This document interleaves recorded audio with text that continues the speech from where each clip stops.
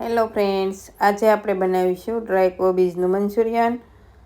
જો બહારના મંચુરિયનમાં માત્ર કોબીજ વાપરવામાં આવે છે, જો આપણે ઘરે બનાવતા હોઈએ તો મિક્સ વેજીટેબલ નાખતા હોઈએ તો થોડો ટેસ્ટમાં ફરક થઈ જાય છે। તો આપણે એકદમ રેસ્ટોરન્ટ જેવું મંચુરિયન ઘરે જ બનાવીશું। તો તેના માટે મીડિયમ સાઇઝની કોબી લીધી છે।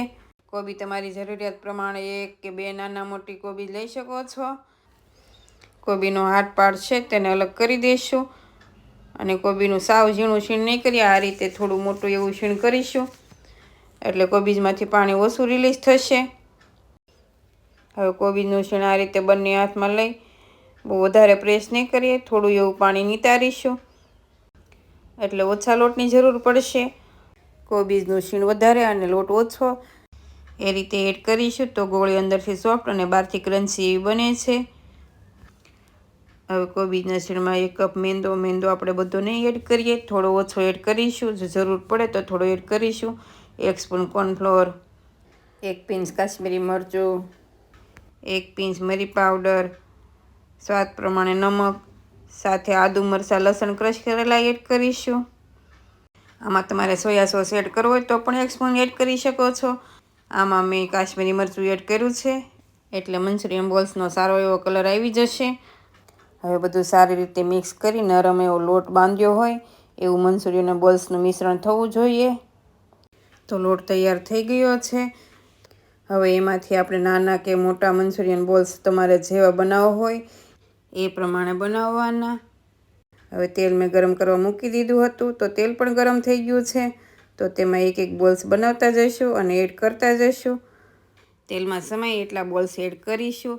ગેસની ફ્લેમ મીડિયમ રાખી ગોલ્ડન બ્રાઉન જેવા થવા દઈશું અને જો ગેસની ફ્લેમ હાઈ હશે તો અંદરથી કાચા રહી જશે, એટલા માટે ગેસની ફ્લેમ મીડિયમ રાખી આ રીતે ફેરવતા જઈશું એટલે 4 થી 5 મિનિટમાં તળાઈને તૈયાર થઈ જશે।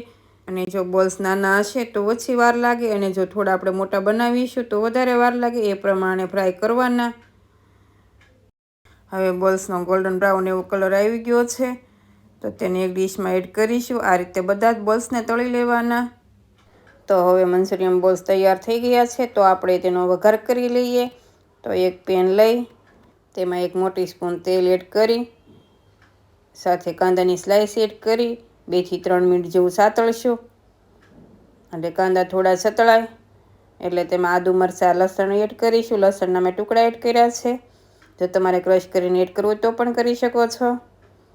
સાથે અડધો કપ લીલું લસણ એડ કરી ગેસની ફ્લેમ હાઈ રાખી 2 મિનિટ જેવું સાતળીશું। આ શાકભાજી આપણે વધારે નહીં સાતળીએ, થોડું ક્રન્ચી રહે તેવું જ રાખીશું।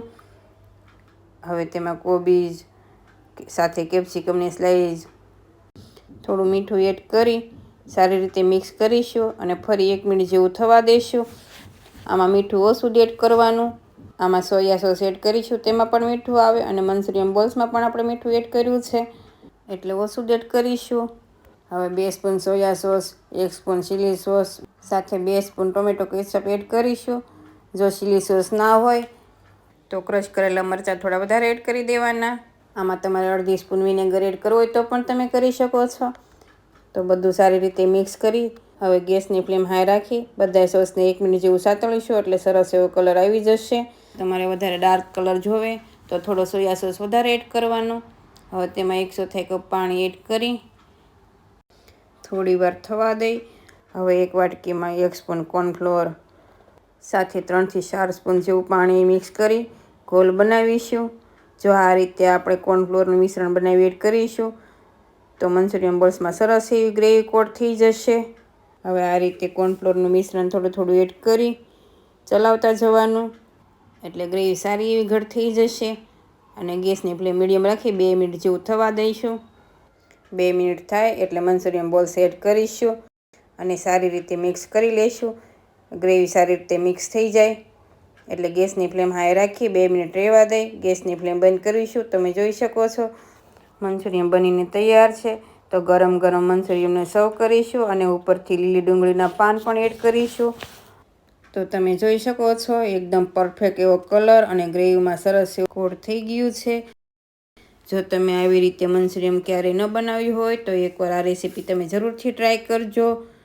જો તમને આ રેસીપી ગમી હોય તો આ રેસીપીને લાઇક કરજો, શેર કરજો અને મારી ચેનલને સબસ્ક્રાઈબ કરજો. Thank you for watching.